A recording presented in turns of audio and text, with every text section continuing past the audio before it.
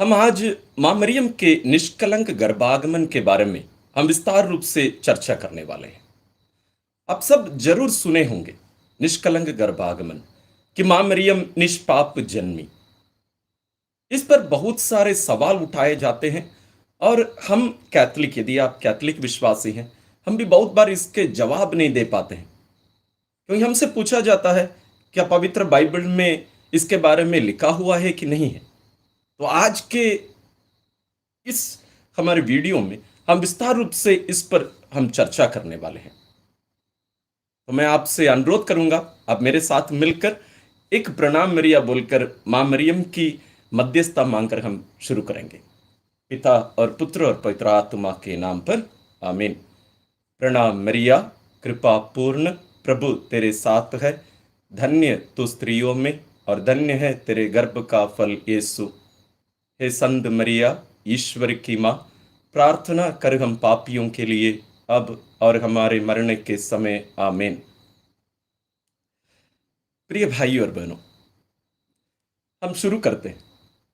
यदि मैं आपसे पूछूं, आपको एक अवसर दिया जा रहा है, जन्म के पहले ईश्वर आपको बुला रहे हैं। आप कल्पना कर लीजिए, आपके जन्म होने वाला है और ईश्वर आपको बुला के बोल रहे हैं, आपका नाम लेके, मान लीजिए मुझे बोल रहे हैं, जॉर्ज, मैं आपको इस दुनिया में भेजने वाला हूं। यानी आपका मानव रूप में आप जन्म लेने वाले हो, आपका जन्म होने वाला है।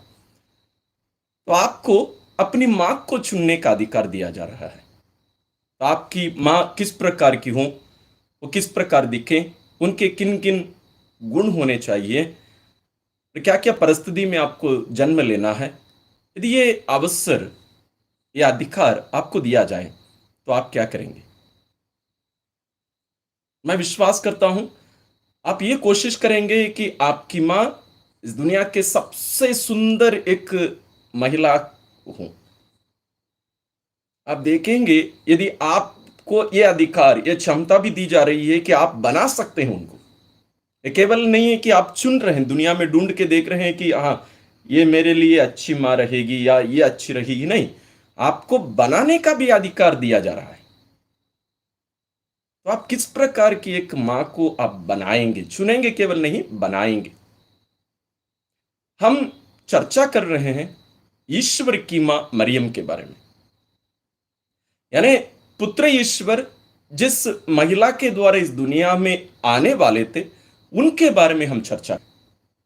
तो कलीसिया ये कहती है कि ईश्वर अपने पुत्र की मां को, यानी जिस पुत्र के द्वारा, सॉरी, जिस मरियम के द्वारा, जिस महिला के द्वारा अपने पुत्र को इस दुनिया में भेजने वाले थे, वो महिला, वो मरियम किस प्रकार की, किन किन गुणों की वो होनी चाहिए, और उस पर हम चर्चा कर रहे हैं। यहां सवाल उठता है, इसकी जरूरत ही क्या है? ये निष्कलंक गर्भागमन, इसका अर्थ क्या है? ये निष्कलंक गर्भागमन का अर्थ क्या है? Immaculate conception. इसका अर्थ यह है कि मरियम निष्कलंक, यानी आदि पाप रहित, उसके बिना, आदि पाप के बिना मरियम जन्मी है। पाप के बिना मरियम जन्मी है, यही है इसका अर्थ। तो इसका अर्थ क्या है कि हर मनुष्य, जो कोई मनुष्य से जन्म लेते हैं, हम सभी पाप में जन्म लेते हैं। इसी को आदि पाप कहा जाता है। इसका अर्थ आदम और हेवा जो पाप किए थे, उनके पाप के कारण कुछ जोड़ा नहीं गया, बल्कि कुछ घट गया था, कुछ कम हो गया था। क्या कम हुआ? ईश्वर की पवित्रता, जो आदि पवित्रता हमें दी गई थी, वोजिनल होलीनेस, वोजिनल जस्टिस अंग्रेजी में कहा जाता है, उसको हमारे आदि माता पिता आदम और हेवा उसको खो दिए। कैसे? वो जो पाप किए थे, ईश्वर की आज्ञा का उल्लंघन जब वे किए, वे उस आज्ञा उल्लंघन के कारण पाप किए, और उस पाप के कारण वो जो आदि पवित्रता उनमें थी, वो पवित्रता खत्म हो गई। तो जो कोई अब उनके बाद उनके द्वारा जन्म लेंगे, वे सब उसकी कमी के साथ ही जन्म लेंगे। वो जो आदि पवित्रता, द ओरिजिनल होलीनेस जो आदम और हेवा में था, अब हमें नहीं मिलता। यानी जब हम मानव रूप में जन्म ले रहे हैं, हम जब हमारी मां के गर्भ में आते हैं, तब से ही हम पापी माने जाते हैं। उसका मतलब यही है कि हम पाप किए हैं वो नहीं है, बल्कि वो जो कमी रह गई है उसमें हम सहभागी हैं। We participate in that lack of holiness. वो कुछ कमी है। लेकिन ईश्वर जब अपने पुत्र की मां मरियम को बनाए, कलीसिया ये सिखाती है, विश्वास करती है, क्योंकि ये ईश्वर हम पर प्रकट किए हैं, इस पर हम चर्चा करेंगे कि ईश्वर मां मरियम को निष्कलंक बनाए, यानी उन्हें उस आदि पाप से बचाए रखे। अभी हमारे मन में यह प्रश्न उठ सकता है, इसकी जरूरत क्या है? इसकी जरूरत क्या है? असली में यह नहीं है कि बहुत बार हम लोग ये सोचते हैं कि मां मरियम यदि हमारे समान पाप में जन्मी होती तो प्रभु यीशु भी पापी होते। नहीं, बिल्कुल नहीं है। उसका मतलब नहीं है वो बिल्कुल नहीं है। यदि हम लोग ये सोचते आ रहे हैं तो उसको निकाल दीजिएगा। हमारी कलीग से ये नहीं सिखाती है यदि मां मरियम हमारे समान पाप में जन्म ली होती तो प्रभु यीशु भी पापी होते। नहीं, बिल्कुल नहीं है। उसका मतलब यह है कि ईश्वर अपने लिए जो निवास स्थान चुन रहे थे वो पवित्र होना है। मरियम अपवित्रता में, उस पाप में भी जन्म ली होती तो भी प्रभु यीशु पवित्र ही होते। लेकिन वे चाहे उनकी मां जिसके द्वारा वे जन्म लेंगे वो पवित्र रहे, वो निष्कलंक रहे, क्योंकि वो उसमें निवास करने वाले थे। हम लोग बहुत बार ये सुनते हैं, सोचते हैं मां मरियम जैसे वो अंडे के छिलके के समान है। हमारे गैर कैथोलिक भाई बहन मां मरियम के बारे में यही बोलते हैं, मां मरियम वो अंडे के छिलके के समान है। वो अंडे को बचाए रखने का जो जरूरत उस छिलके को था वो बचा के रखा, जब उसकी जरूरत खत्म हो गई तो हम उसको फेंक देते हैं। तो ईश्वर भी मरियम को ऐसे ही फेंक देते हैं? बिल्कुल नहीं। ईश्वर हमारे समान नहीं है, मतलब या यूज एंड थ्रो मेंटालिटी वाले वो नहीं है। आप जस्ट कल्पना करके देखिएगा, वास्तव में कल्पना करने की जरूरत नहीं है, सोचने की जरूरत है। एक गर्भवती महिला को, एक मां को देखिए आप, जो बच्चा उसके गर्भ में है 9 महीनों तक, उस बच्चे का उस मां के साथ क्या संबंध है? यदि हम कहें तो हम यहां तक कह सकते हैं, अब वे वास्तव में दो नहीं एक हैं। वे दो नहीं एक हैं। वो बच्चा मां से सब कुछ प्राप्त कर रहा है, सब कुछ। अपना शरीर, अपने लिए जीने के लिए जो शक्ति, जो क्षमता, उसके जो शरीर की जो आकार का विस्तार हो रहा है, उसका डेवलपमेंट हो रहा है, वो सब उसकी मां के ऊपर निर्भर है। उसकी मां के ऊपर निर्भर है पूर्ण रूप से। वो एक घनिष्ठ रूप, इसलिए मैंने कहा हम यहां तक कह सकते हैं वे दो नहीं बल्कि एक शरीर हैं। एक दूसरी बात, मां भी बच्चे से कुछ प्राप्त करती है।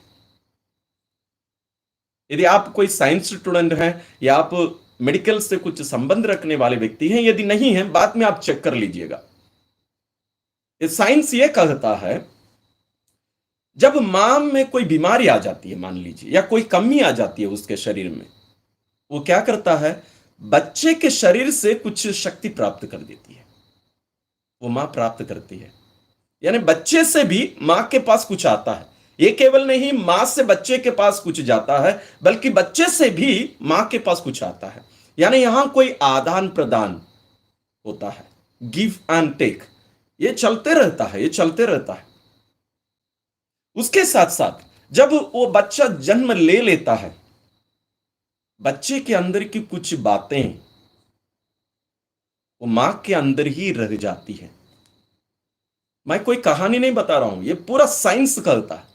आप थोड़ा सा रिसर्च करके देखिएगा, ये साइंस यही कहती है। यानी जन्म के बाद बच्चे की कुछ बातें मां के गर्भ में ही, यानी उनके शरीर में ही रह जाती हैं। अब आप सोचिए मरियम और यीशु की क्या बात है, मरियम और ईश्वर की क्या बात है। ईश्वर मरियम के गर्भ में आ रहे हैं। तो ईश्वर चाहे वो मरियम निष्कलंक रहे, निष्पाप रहे, पवित्र रहे। तो इसके बारे में जब हम लोग सोचते हैं कि तो इसका मतलब यदि वो पापी रही होती तो प्रभु यीशु पाप में जन्म लिए होते इसलिए उनको निष्पाप रखे। नहीं, बिल्कुल नहीं है, बिल्कुल नहीं है। लेकिन हम पवित्र वचन में पढ़ते हैं और हम सभी ये मानते हैं ईश्वर अपवित्रता से नफरत करते हैं। ईश्वर पाप में रह नहीं सकते वास्तव में, लेकिन वो रहना चाहते हैं तो रह सकते हैं क्योंकि वो ईश्वर है।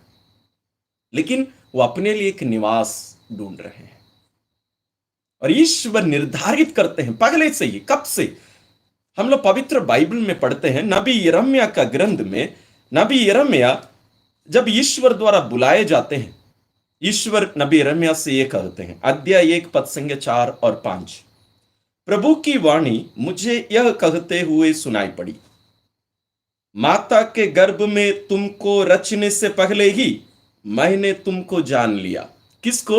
नबी यिर्मयाह को। एक साधारण नबी, एक साधारण मनुष्य यिर्मयाह से ईश्वर कहते हैं, माता के गर्भ में तुमको रचने से पहले ही मैंने तुमको जान लिया। हम सोचते हैं कि मैं अभी जन्म ले लिया हूं, मैं इस दुनिया में हूं, ईश्वर मुझे जानते हैं। नबी यिर्मयाह से ईश्वर कहते हैं, तुम्हारे मां के गर्भ में आने से पहले ही, यानी तेरे गर्भ धारण के पहले ही मैं तुमको जानता था, मैं तुमको जानता था। यह ईश्वर का वचन है। तो आप सोचिए, अभी ईश्वर अपने पुत्र की मां को बना रहे हैं, तो कब से वो सोचे होंगे उस मां के बारे में। हम उत्पत्ति ग्रंथ अध्याय 3 पद संख्या 15 में इसके बारे में पढ़ते हैं। ईश्वर शैतान से कहते हैं, मैं तुम्हारे और स्त्री के बीच, तुम्हारे वंश और उसके वंश के बीच में शत्रुता उत्पन्न करूंगा।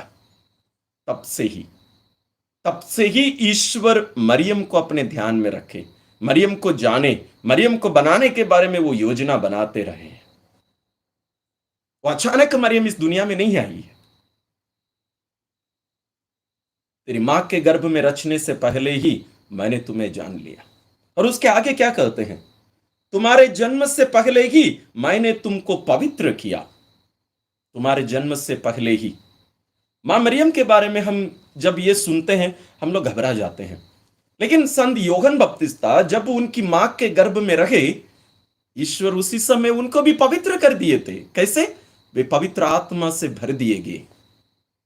तो इसलिए कलीसिया हमें ये सिखाती है, संत यूहन्ना बपतिस्ता जन्म के यानी गर्भधारण के उस क्षण से नहीं, बल्कि उनकी मां के गर्भ में ही वो पवित्र कर दिए गए थे। वो पवित्र जन्मे, लेकिन वो गर्भधारण के उस पहले क्षण से ही नहीं।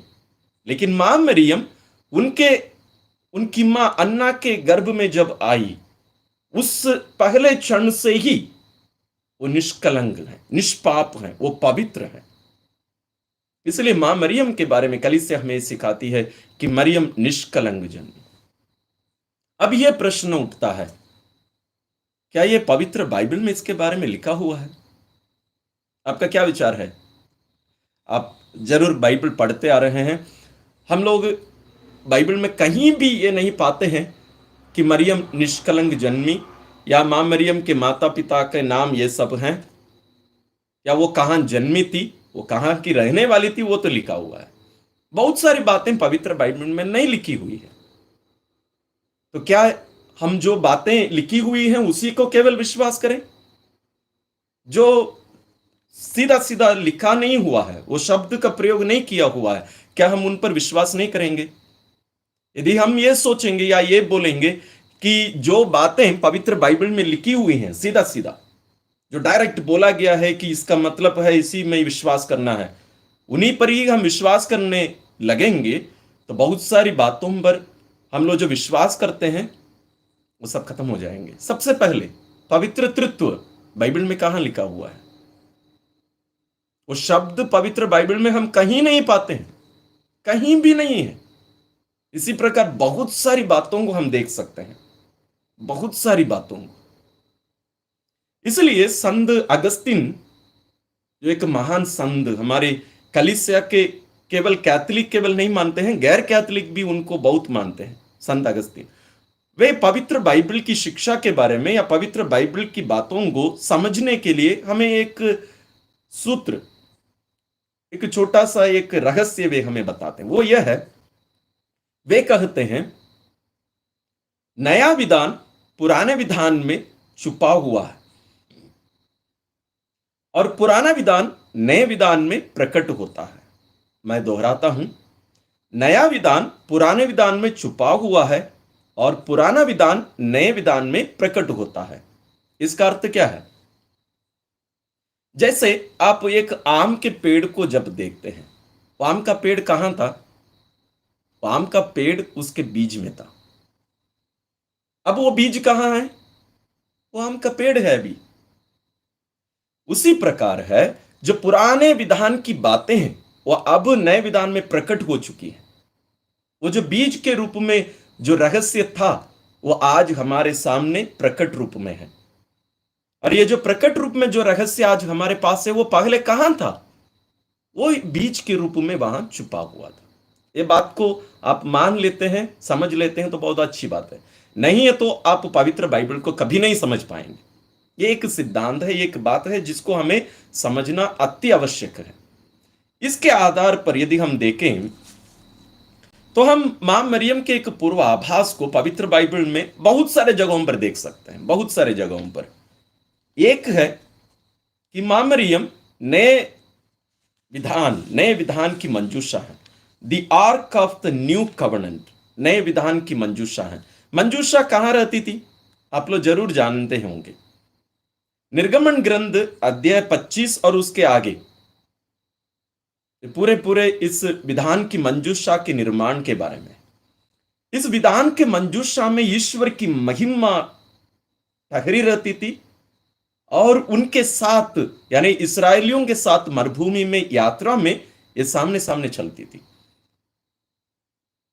इसी को प्रारंभिक कलीसिया से ही हमारे जो महान संत लोग रहे हैं उनके लेखों में हम ये पढ़ते हैं, वे कहते हैं मां मरियम नए विधान की मंजूषा है। पुराने विधान में हम एक लकड़ी की मंजूषा को देखते हैं जिसमें ईश्वर की महिमा रहती थी, और हम इब्रानियों के नाम पत्र में हम पढ़ते हैं उस मंजूषा के अंदर क्या क्या रखा हुआ रहता था। आप लोग जरूर उसको जानते होंगे, पढ़ लीजिएगा। उसमें क्या क्या रहता था? 10 नियम, जो ईश्वर जो 10 नियम दिए थे 2 पाटियों में पत्रों में लिखकर, ये उसके अंदर रखे हुए थे। और मन्ना जो रोटी जो उन लोग खाते थे वो वहां उसके अंदर रखी हुई थी, वो रोटी। तीसरा,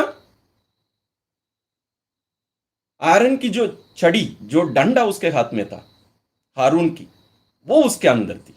ये तीनों प्रभु यीशु की पूर्वाभास है। ये उस मंजूषा के अंदर रखे हुए थे। अब ये पुराने विधान में ये मंजूषा, वो मंजूषा किस प्रकार बनाई गई थी? आप अध्याय 25 से लेकर पूरा अध्याय 40 तक इसके बारे में हम पढ़ सकते हैं। पूरा उसका नमूना दिखाया गया मूसा को, वो किस प्रकार बनाया जाना है, कौन उसको उठाएगा, किस प्रकार चलना है, सब पूरा नियम लिखित रूप से हम यहां पाते हैं। अध्याय 25 में 1-2 वचन मैं आपको पढ़ के सुनाना चाहता हूं। अध्याय 25 पद संख्या 10, बाबुल की लकड़ी से एक मंजूषा बनवाओ। बाबुल की लकड़ी, उसकी लंबाई 2.5 हाथ और चौड़ाई तथा ऊंचाई 1.5 हाथ को हो। उसे भीतर बाहर शुद्ध सोने से मड़वाओ और उसके चारों ओर सोने की किनारी बनवाओ। आप देखिए, जिसमें केवल जो प्रतीक रखे हुए रहने हैं और उसके ऊपर ईश्वर की महिमा आकर ठहरती थी, उस मंजूषा को किस रीति से बनाने के लिए ईश्वर आदेश देते हैं। जो लकड़ी वे बता रहे हैं, बाबुल की जो लकड़ी है, असली में इसका वर्णन या पुराने विधान जैसे हमारे यहूदी भाई बहन इसका वर्णन, इसकी व्याख्या जब करते हैं, वे कहते हैं ये ऐसी लकड़ी है जो कभी खराब नहीं होती है, जो हमेशा पवित्र, यानी उसी रीति से, जिस रीति से इससे कुछ भी बनाए जाए वो उसी रीति से हमेशा रहेगी, हमेशा कभी ये खराब नहीं होगी। उस प्रकार की एक शुद्ध एक लकड़ी है। हम हमारी पवित्र बाइबल की भाषा में कहें तो एक शुद्ध लकड़ी। और उसको कैसे बनाना है? बनाने के उस आकार को बनाने के बाद सोने से, शुद्ध सोने से, साधारण सोना नहीं, शुद्ध सोने से मड़वाओ और उसके चारों ओर सोने की किनारी बनवाओ। एक प्रतीक, उसमें केवल ईश्वर की महिमा ठहरी होती थी। लेकिन हम नए विधान की मंजूषा मां मरियम के बारे में हम देखते हैं, वहां भी हम इसी को देख रहे हैं। पुराने विधान में, पुराने विधान की मंजूषा वो हाथों से बनाई गई थी, लेकिन यह नए विधान की मंजूषा एक व्यक्ति है, एक लकड़ी की बनाई हुई एक बॉक्स नहीं, इसको ईश्वर स्वयं अपने हाथों से बनाए। आप अभी ये प्रश्न उठाएंगे, फादर जी बाइबल में केवल आदम और हेवा को ईश्वर हाथ से बनाए हैं ये बताया गया है, मनुष्यों को हाथ से बनाए कहां लिखा है? जरूर लिखा है, जरूर लिखा है। स्तोत्र ग्रंथ अध्याय 139, आप उस पूरे अध्याय को पढ़िए। राजा दाऊद कहेंगे, हे ईश्वर, तूने मेरी मां के गर्भ में अपने हाथों से तूने मुझे बनाया है। स्पष्ट रूप से लिखते हैं। वही ईश्वर मरियम को भी उनकी मां के गर्भ में बनाए। बनाते समय उनको पहले नहीं मालूम था क्या कि ईश्वर इन्हीं को ही अपने पुत्र के लिए चुन रहे हैं? अब इसके बारे में पहले ही चर्चा कर चुके हैं, उनको पहले से ही मालूम था।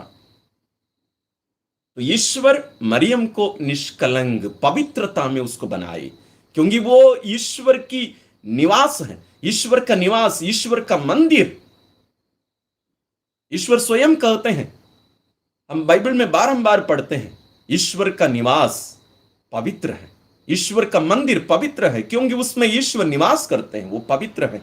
तो मरियम, जिसमें ना केवल ईश्वर निवास किए, बल्कि जिसमें से वे शरीर धारण किए, मरियम से ही शरीर धारण किए। तो यीशु का शरीर किसका शरीर है? मरियम का शरीर है, वो मरियम का शरीर है। तो ईश्वर मरियम को कितना पवित्र बनाए होंगे, कितनी शुद्धता में उसको बनाए होंगे। इसलिए कलीसिया इसकी घोषणा करती है कि ईश्वर मरियम को निष्कलंक बनाए। कब से? जिस क्षण वो अपनी मां के गर्भ में आई, तब से मरियम निष्कलंक रही, निष्कलंक रही। इसी को माता कलीसिया हर वर्ष दिसंबर, यानी अब हम दिसंबर में हैं, दिसंबर 8 तारीख को मनाती है हर वर्ष। क्यों ये 8 तारीख को मनाया जाता है त्योहार?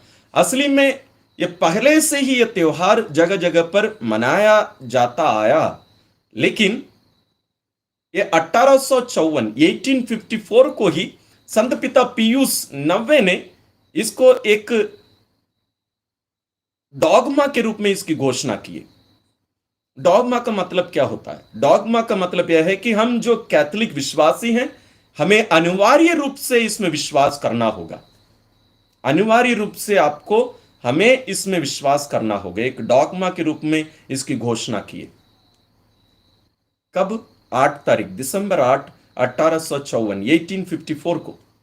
उसके बाद जब ईश्वर मां मरियम के द्वारा इस दुनिया में दर्शन दिए हैं अलग अलग जगहों पर, तब मरियम हमेशा अपने आप को निष्कलंक गर्भागमन मैं हूं, वो अपना नाम यही बोलती थी, मैं निष्कलंक गर्भागमन हूं। तो जब हम इस मां को हम निष्कलंक मां के रूप में हम मना रहे हैं, हम विश्वास करते हैं, यह हमारे लिए क्रिस्तीय विश्वास के लिए इसका मतलब क्या है? इसका मतलब क्या है? इसका मतलब यह है कि हमें भी निष्कलंक होने की जरूरत है। जन्म से तो हम नहीं हो सकते, लेकिन हमें पवित्र जीवन जीने की जरूरत है, क्योंकि हम भी मरियम के समान ईश्वर के मंदिर के रूप में जीने के लिए हम बुलाए जा रहे हैं।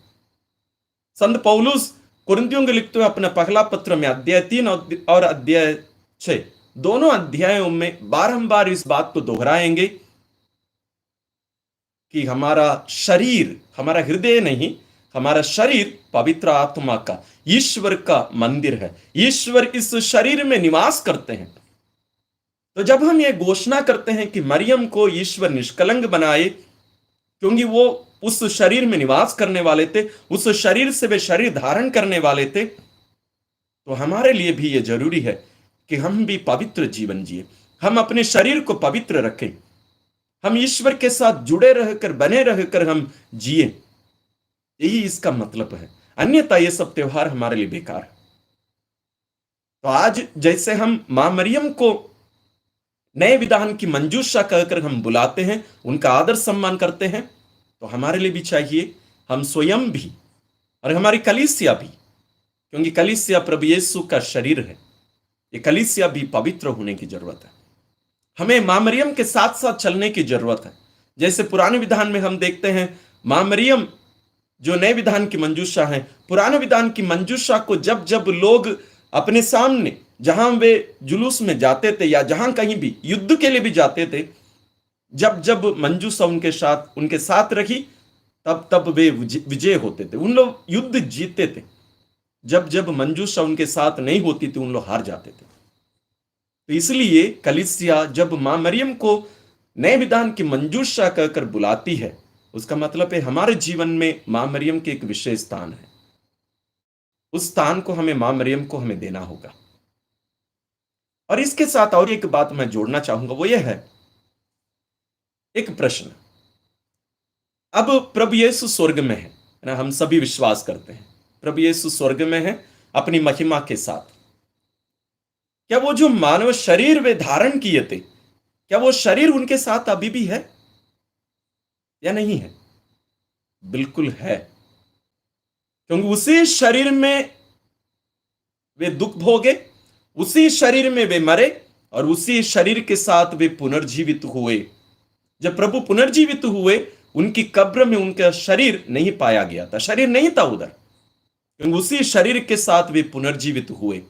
और जब जब शिष्यों को दिखाई दिए, उसी शरीर के साथ वे दिखाई दिए, उसी शरीर के साथ वे दिखाई दिए। क्यों? क्योंकि वे शरीर धारण किए, उनका ईश्वरीय जो गुण है, स्वभाव है, वो मानव स्वभाव के साथ एक हो गए, ये मिलके एक। वो ईश्वरीय व्यक्ति, पुत्र ईश्वर, अब दोनों स्वभावों के हैं, यानी ईश्वरीय स्वभाव और मानव स्वभाव। The person of the Holi Trinity, the second person of the Holi Trinity, the son of God, who is a divine person, has both the natures, the divine nature and the human nature. Both are now intrinsically, they are put together, they cannot be separated. अब हम दोनों को अलग नहीं कर सकते। इसको कलीसिया एक शब्द प्रयोग करती है, हाइपोस्टैटिक यूनियन। ऐसा नहीं है कि 50% वे ईश्वरीय स्वभाव के हैं और 50% मानव स्वभाव के हैं, नहीं, वे पूर्ण रूप से ईश्वर और पूर्ण रूप से मनुष्य हैं। तो आज यीशु, प्रभु यीशु जो स्वर्ग में है, वो मां मरियम से लिए उसी शरीर के साथ स्वर्ग में है। महिमान्वित शरीर, जरूर वो महिमान्वित शरीर है, लेकिन मां मरियम के उस शरीर के साथ। इसलिए कलीसिया मां मरियम को इतना महत्व अपनी शिक्षाओं में, अपने जीवन में देती है। अब हम लोग कुछ ही दिनों में 24 तारीख को, दिसंबर 24 तारीख से हम लोग जुबली वर्ष में प्रवेश कर रहे हैं, यानी प्रभु यीशु के जन्म का 2025वां वर्ष, उनके जन्म का 2025वां वर्ष, उसके संदर्भ में हम ये विशेष जुबली मना रहे हैं। ये जुबली वर्ष आप लोग अपनी अपनी पल्लियों में, अपने धर्म प्रांतों में ये सुनते आ रहे होंगे। और उसके लिए जो विषय दिया गया है वो है आशा के तीर्थयात्री, पिलग्रिम्स ऑफ होप। हम आशा के तीर्थयात्री, हम तीर्थयात्री हैं, यात्री हैं। अब निर्गमन ग्रंथ में हम लोग जो पढ़े, हम जो मनन करते आ रहे हैं, उसको थोड़ा सा ध्यान में रखिए। वे भी यात्री थे, वे मिस्र देश से जा रहे थे, मरुभूमि होकर प्रतिज्ञा देश, कानान देश जा रहे थे। वो केवल एक प्रतीक हम कह सकते हैं, लेकिन अब हम इस दुनिया से होकर, इस मरुभूमि से होकर हम यात्रा कर रहे हैं उस प्रतिज्ञा देश, वो सदा बने रहने वाले प्रतिज्ञा देश, स्वर्ग की ओर हम यात्रा कर रहे हैं। हम लोग सब यात्री हैं, इसलिए कलीसिया यात्री कलीसिया कही जाती है। और इस यात्रा में, जैसे पुराने विधान में ईश्वर पवित्र संदूक के द्वारा अपनी उपस्थिति बनाए रखकर उनके सामने चलते थे, आज हम इस नए विधान की हम लोग जो यात्री हैं, हम आशा के तीर्थ यात्री हैं। मां मरियम हमारे साथ चल रही है, उनकी अगुवाई में, उनके साथ साथ, उनके पीछे पीछे हम, उनकी संतान, उनके पीछे पीछे हम चल रहे हैं। मरियम, मां मरियम, हमारी मां मरियम, इसलिए आशा के लिए, आशा के एक केंद्र है, आशा के एक चिन्ह है। यह हमारे लिए बहुत महत्वपूर्ण है। इसलिए इस बात को हम समझें, और ये केवल कहने के लिए नहीं, मनाने के लिए नहीं, बल्कि हम अपने जीवन में इसके महत्व को समझकर उसके अनुसार जीने के लिए भी हम ईश्वर से कृपा मांगे। एक कमेंट आया है, मैं उसको पढ़ के, शायद ये कुछ पूछ रहे होंगे। में यीशु ने कहा है, जो स्त्रियों से उत्पन्न हुए हैं उनमें यूहन्ना बपतिस्ता से बड़ा कोई नहीं। इसका क्या मतलब है? बहुत अच्छा सवाल है। उसका मतलब यही है, मैं थोड़ी देर पहले भी आपको बता रहा था। यूहन्ना बपतिस्ता भी मनुष्यों से जन्मे, मां मरियम भी मनुष्यों से जन्मे। इन दोनों में से बड़ा कौन है? अभी सवाल। मां मरियम क्या कही जब प्रभु यीशु को अपने गर्भ में लेकर वे गई? कहां गई? सेवा करने के लिए। जब स्वर्गदूत उनसे ये सब बातें कहने के बाद मरियम क्या कहकर अपने आप को समर्पित की? वह कही, मैं प्रभु की दासी हूं, मैं प्रभु की दासी हूं। इसका मतलब क्या होता है?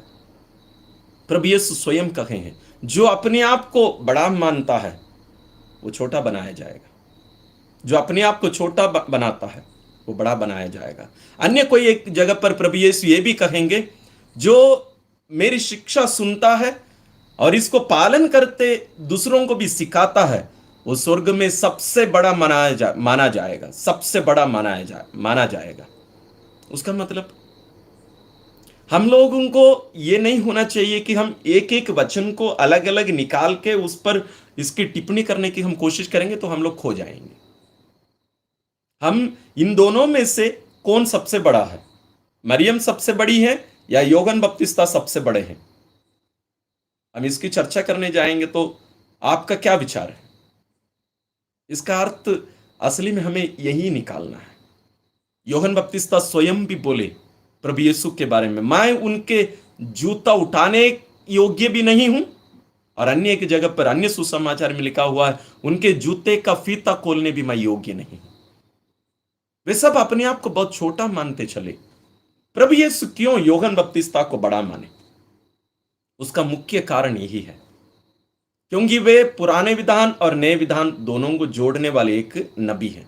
सबसे महत्वपूर्ण बात, वे जोड़ने वाले नबी हैं, पहली बात। दूसरी बात, वे पुराने विधान के नबी के रूप में भी यहां नए विधान में प्रस्तुत किए जाते हैं। प्रभु यीशु जब यूहन्ना बपतिस्ता के बारे में शिक्षा देते हुए जाएंगे या एलियस के आने के बारे में बात करेंगे, प्रभु यीशु कहेंगे एलियस आ चुके हैं, लेकिन लोग उनको स्वीकार नहीं किए। और सुसमाचार लेकर कहेंगे प्रभु यीशु यूहन्ना बपतिस्ता के बारे में कह रहे थे। तो हम इसमें सबसे बड़ा, सबसे छोटा, ये सब बातों में नहीं जाना बहुत अच्छा रहेगा। मां मरियम ये स्वीकार करने के लिए तैयार हैं कि मैं सबसे छोटी हूं, वे स्वयं कह चुकी हैं। यूहन्ना बपतिस्ता भी स्वयं कहे हैं। तो इसलिए हमें इन छोटी छोटी बातों में उलझे हुए नहीं रहना चाहिए, ठीक है। और इसके पहले भी मैं बहुत सारे वीडियोस मां मरियम के बारे में बनाया हूं। 50 से भी ऊपर वीडियोस आपको हमारे चैनल में मिलेंगे। वो सब एक ही जगह पर एक प्लेलिस्ट के रूप में इसी वीडियो के डिस्क्रिप्शन में, नीचे आप डिस्क्रिप्शन में जाएंगे तो उसमें आपको लिंक मिलेगा प्लेलिस्ट का।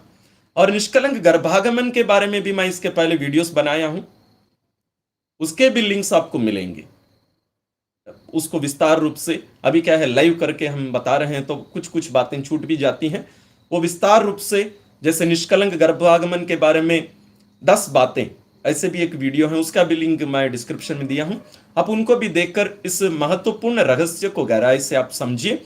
मां मरियम को हमारे जीवन में जो महत्व है, ऐसे फोटो बना के या मूर्ति बना के रखने के लिए नहीं है, केवल उनके सामने मोमबत्ती जला के ऐसे प्रार्थना करने के लिए नहीं है, बल्कि हम उनकी संतान हैं, उनके बेटे बेटियां हैं, तो हमें उनके पद चिन्हों पर चलने की जरूरत है। यही कृपा हम मां मरियम के द्वारा ईश्वर से हम मांगे। आइए हम एक क्षण अपनी आंखें बंद करके छोटी सी प्रार्थना करें। हे परम पावन दयालु पिता, हम तुझे धन्यवाद देते हैं इस विशेष अवसर के लिए। विशेष रूप से हम तेरे पुत्र के लिए हम तुझे धन्यवाद देते हैं। जिनको हमारे मुक्तिदाता के रूप में तूने भेजा, और उनकी माँ हमारी माँ मरिया के लिए तुझे धन्यवाद देते हैं। हमारे समान एक सामान्य एक मनुष्य को ईश्वर की माँ कहलाने के योग्य मरियम को तूने चुना, उनको पवित्र बनाया, इसके लिए तुझे धन्यवाद। माता कलीसिया के लिए तुझे धन्यवाद देते हैं, जिसके द्वारा तू हमें आज भी कलीसिया की स्थापना के 2000 सालों के बाद भी आज भी सही शिक्षा तो हमें देते आ रहा है। इसके लिए हम तुझे धन्यवाद देते हैं। आज के इस अवसर के लिए हम तुझे धन्यवाद देते हैं। आज इस लाइव वीडियो में जितने भी भाई बहन तेरी संतान जितने भी जुड़े, इन सबों को विशेष आशीष प्रदान कर, इनके परिवारों को आशीषित कर। अब यहाँ प्रार्थना में जुड़े जितने भी भाई बहन हैं, इनके मनोकामनाओं को तू जानता है। प्यारे पिता, यदि वो तेरी इच्छा के अनुसार हो तो उन सबको पूरा कर, नहीं तो तेरी इच्छा जानने की कृपा उन्हें प्रदान कर। विशेष रूप से प्यारे पिता, इस वर्ष जब हम तेरे पुत्र के आगमन की जुबली मनाने वाले हैं, 2025वां वर्ष, तो जुबली वर्ष में हम प्रवेश करने वाले हैं। हम वास्तव में स्वर्ग की ओर यात्री हैं। इस सच्चाई को मानकर मां मरियम के समान उस पवित्रता में जीवन जीने की, अपने शरीर को, अपने आप को और अपनी कलीसिया को तेरी मंदिर के रूप में पवित्र बनाए रखने की कृपा, शक्ति, सामर्थ्य हमें प्रदान कर, ताकि हमारे द्वारा लोग तुझे जान सके, तेरी पवित्रता में, तेरी मुक्ति में सहभागी हो सके। हम ये कृपा मांगते हैं अपने प्रभु क्रिस्त के द्वारा, आमीन। प्रभु आप लोगों के साथ हो। सर्वशक्तिमान ईश्वर पिता और पुत्र और पवित्र आत्मा आप सबों को आशीर्वाद प्रदान करें, आमीन। इस प्रकार हम लोग हर दिन शाम को 6:30 बजे हमारे चैनल में मां मरियम के साथ रोजरी के वीडियोस पब्लिश करते हैं। आप लोग शायद उसको देखे होंगे, सहभागी हुए होंगे। और हर दिन अभी आगमन काल में हर दिन दोपहर 1 बजे हम लोग बेथलेहम की ओर यात्रा कर रहे हैं। पवित्र बाइबल के अलग अलग लोगों के साथ उनके जीवन पर मनन करते हुए, यदि मान लीजिए यदि वो आज हमारे साथ जीवित होते तो वे प्रभु यीशु के बारे में हमें क्या शिक्षा देकर, हमें उनसे मिलने के लिए अपने आप को तैयार करने में कैसे वे हमें बात करते, हमारे साथ चलते, इन सब के बारे में हम लोग वीडियो बना के पब्लिश करते आ रहे हैं। उसमें भी आप लोग सहभागी होइए और अपने आप को प्रभु यीशु के जन्मोत्सव के लिए योग्य रीति से तैयार करिए। ईश्वर आप सबों को विशेष आशीष और अनुग्रह प्रदान करें। धन्यवाद।